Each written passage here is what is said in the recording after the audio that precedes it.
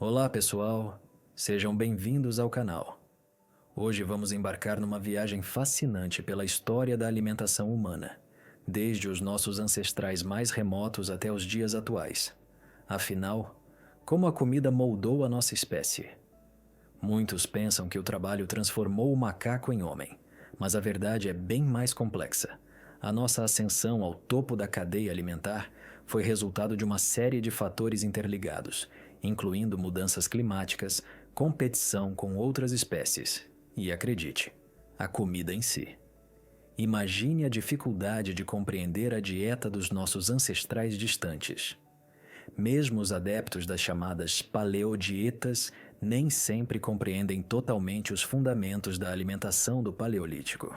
Mas o fato é que um regime alimentar específico foi uma das principais razões para a superioridade da nossa espécie sobre outras, incluindo os nossos primos, os neandertais. Estudos científicos revelam que aproximadamente 2/3 da dieta dos nossos ancestrais Cro-Magnons eram compostos de alimentos vegetais. Essa diversidade alimentar foi um fator crucial para a vitória na competição com os neandertais, que se alimentavam principalmente de carne. Os Cro-Magnons, ao contrário, desenvolveram tecnologias inovadoras para a produção e obtenção de alimentos, enquanto os neandertais, em sua maioria, adaptavam-se às mudanças do meio ambiente. Essa capacidade de diversificação alimentar permitiu aos Cro-Magnons sobreviverem em condições adversas, dependendo menos da sorte na caça. Mas como chegamos a essa variedade incrível de alimentos? No distante período Mesozoico e no início do Cenozoico, os primeiros primatas, nossos ancestrais distantes, alimentavam-se principalmente de insetos. Posteriormente, adotaram uma dieta puramente vegetariana. Após descerem das árvores e começarem a explorar as savanas africanas, tornaram-se onívoros. Em certo estágio da evolução, passaram a consumir plantas herbáceas, como os grãos. O consumo desse tipo de alimento é incomum entre os primatas, mas hoje nos permite desfrutar de pães e cereais. Essas mudanças na dieta levaram ao desenvolvimento, em nosso organismo, de enzimas capazes de digerir as mais diversas substâncias, inclusive a quitina, presente no exoesqueleto dos insetos. Para determinar a dieta dos nossos ancestrais, os cientistas empregam uma variedade de métodos. A arqueologia desempenha um papel fundamental. Através de utensílios domésticos e ferramentas, podemos inferir os tipos de alimentos que eles consumiam e como os preparavam. Por exemplo, equipamentos de caça e pesca, ferramentas para moer grãos e outros artefatos. Nas zonas de habitação de nossos ancestrais, frequentemente encontramos ossos de animais com marcas de armas e ferramentas, indicando o que caçavam naquela região. Surpreendentemente, apesar de nossos ancestrais terem consumido grãos extensivamente, a mais antiga papa conhecida foi preparada pelos neandertais. Não sabemos ao certo se assavam ou ferviam a mistura de grãos moídos. Também não temos certeza se eles inventaram a papa ou aprenderam a técnica com os Cro-Magnons, seus concorrentes. O famoso Homem de Gelo, Ötzi, proporcionou uma contribuição inestimável à arqueologia, revelando aspectos da alimentação europeia de aproximadamente 5.000 anos atrás. A análise do conteúdo de seu intestino e estômago revelou que pouco antes de sua morte, ele havia consumido raízes, farelo e carne de camurça e veado. Há a hipótese de que ele não consumiu carne assada ou cozida, mas sim carnes defumadas, preparadas para durar mais tempo em suas viagens. Atualmente, diversos produtos de carne defumada, como o presunto espanhol, o jamón, são pratos tradicionais da culinária local. Outra forma confiável de estudar a paleodieta é analisar os dentes de diferentes espécies humanas de várias épocas e regiões. Os dentes, essenciais para a compreensão da alimentação, se preservam bem. A forma e o tamanho dos dentes de diferentes animais, incluindo primatas, indicam o tipo de alimento que eles consumiam. Primatas que se alimentam principalmente de frutas têm dentes esparsos e lisos.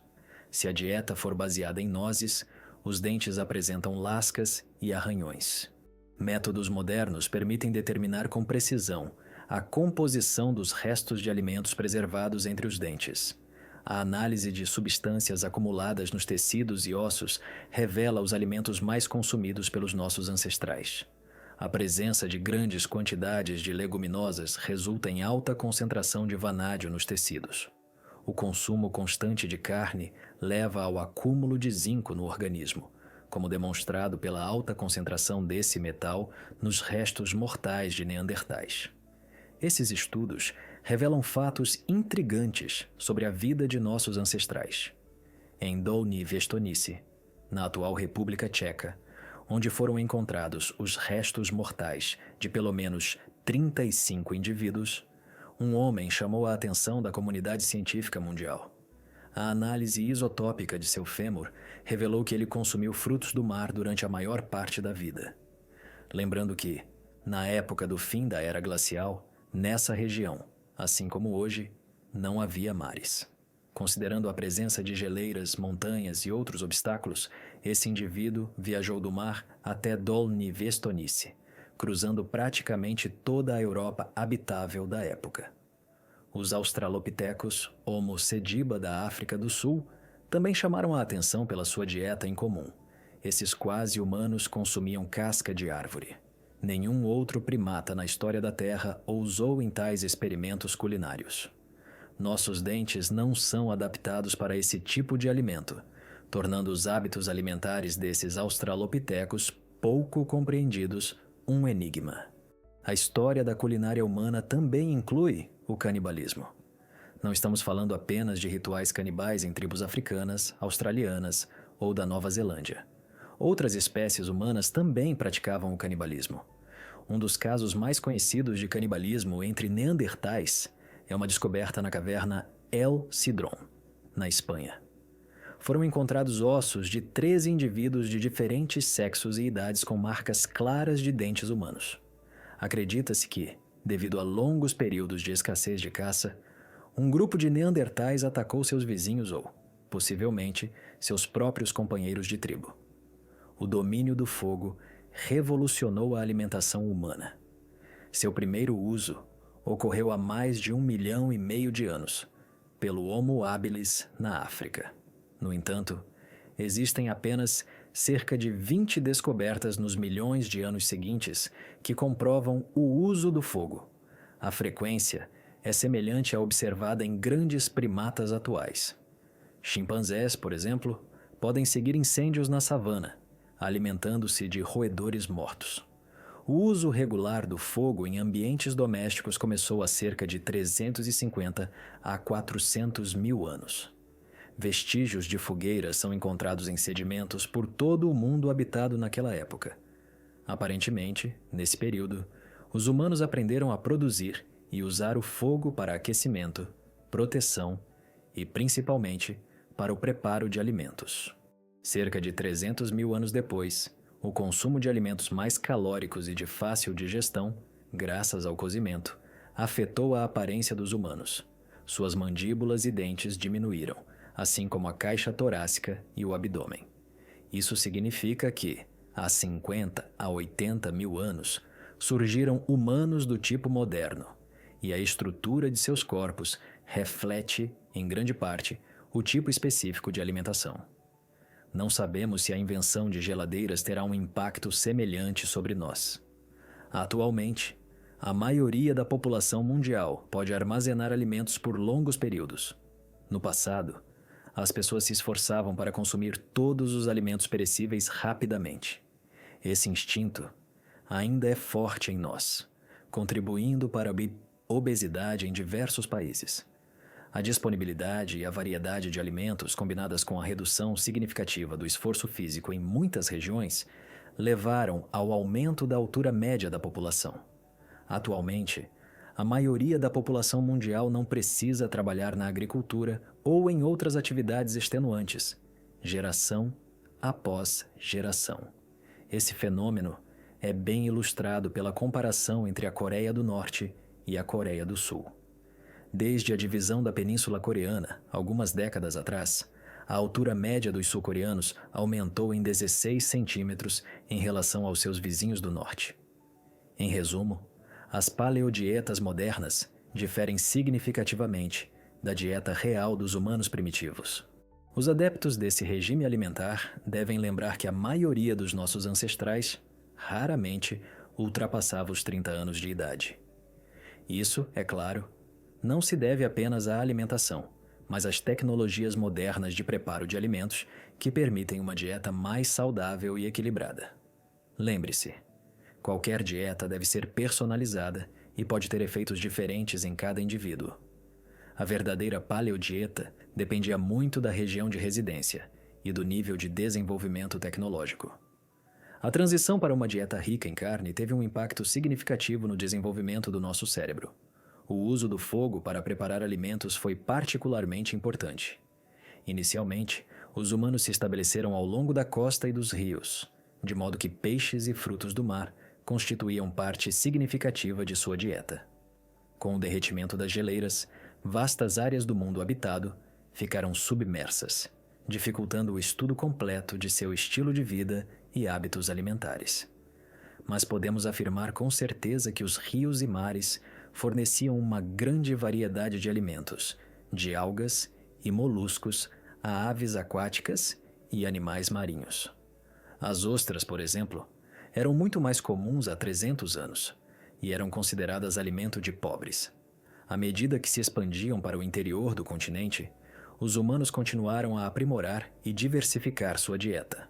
Nossos ancestrais, ao contrário dos neandertais, que eram predadores puros, continuaram a consumir peixes, adicionando raízes à sua alimentação, sem deixar de lado a caça. Devemos mencionar um tipo específico de alimento que servia não apenas para nutrição, mas também para outros fins: o álcool e as substâncias psicoativas. Há uma teoria, ainda sem comprovação, de que os humanos começaram a cultivar cereais não para fazer pão, mas para produzir bebidas alcoólicas, como a cerveja. As primeiras evidências do consumo de álcool pelos humanos datam da Idade da Pedra. A primeira cerveja também foi produzida no final desse período. Provavelmente, nossos ancestrais experimentaram o estado de embriaguez pela primeira vez com frutas, bagas ou mel fermentados.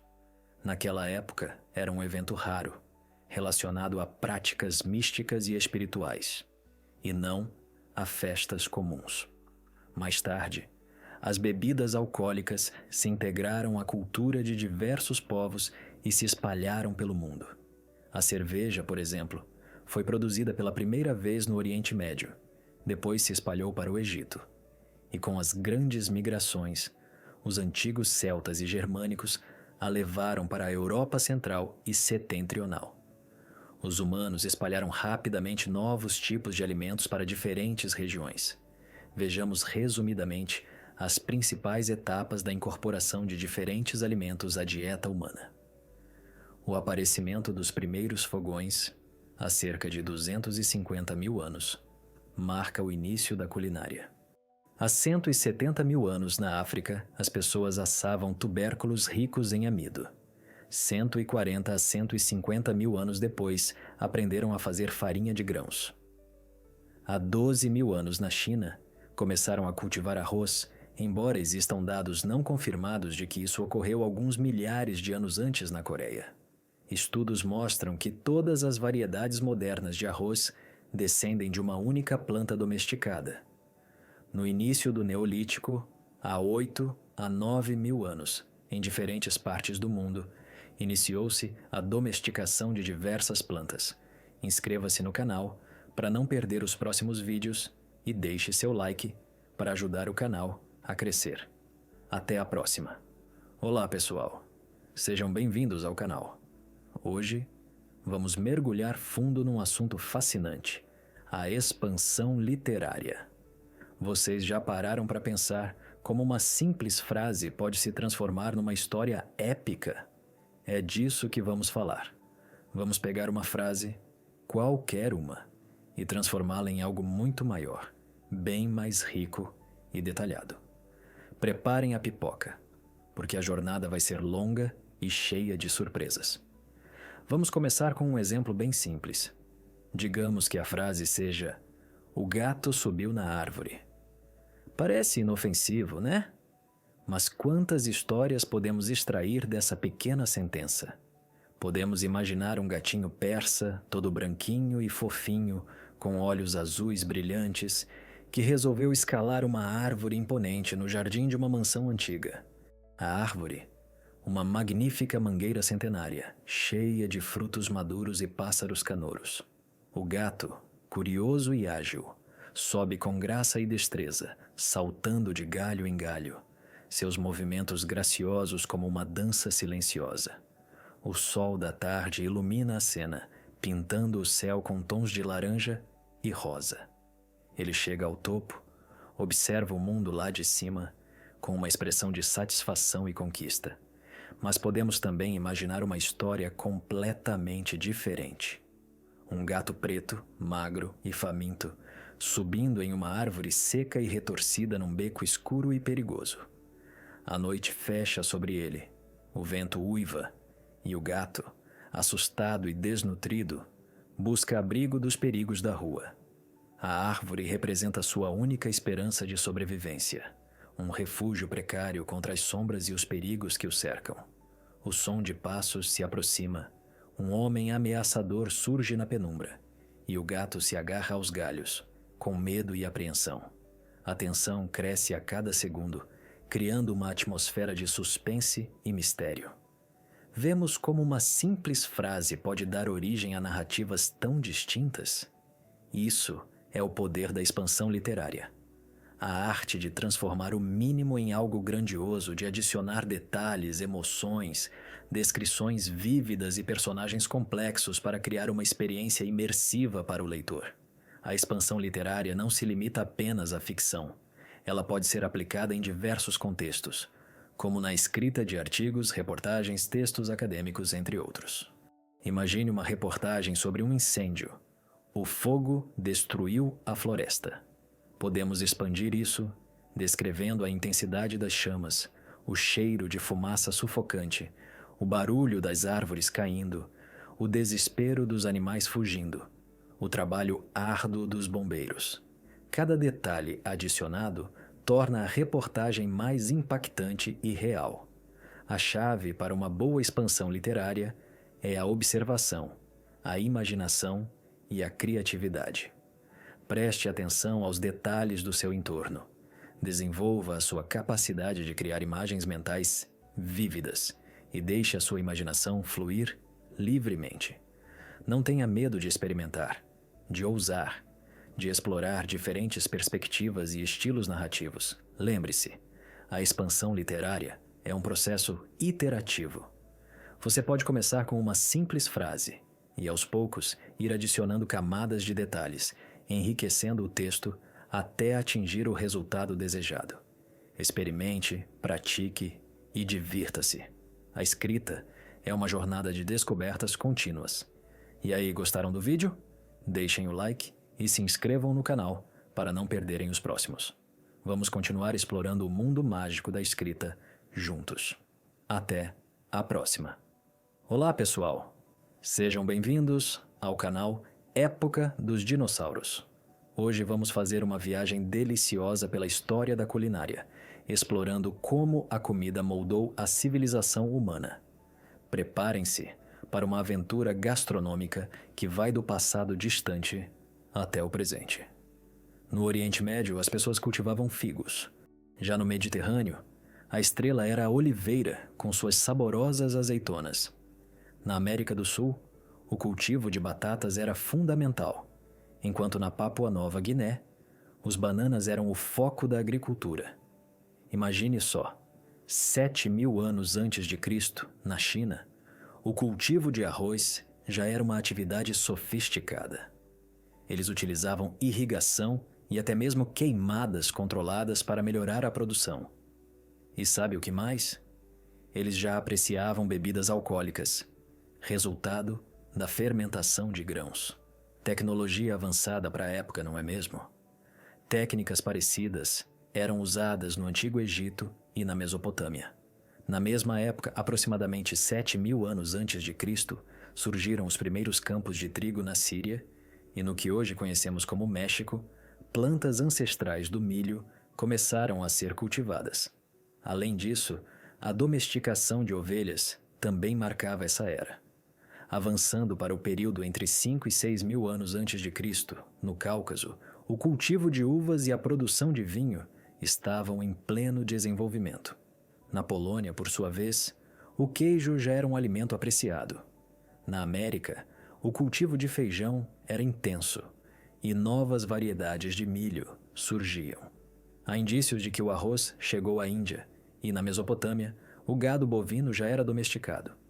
Entre 4.500 e 3.500 anos antes de Cristo, no Egito, a utilização de fermento para o pão já era uma prática comum, mostrando um avanço na panificação.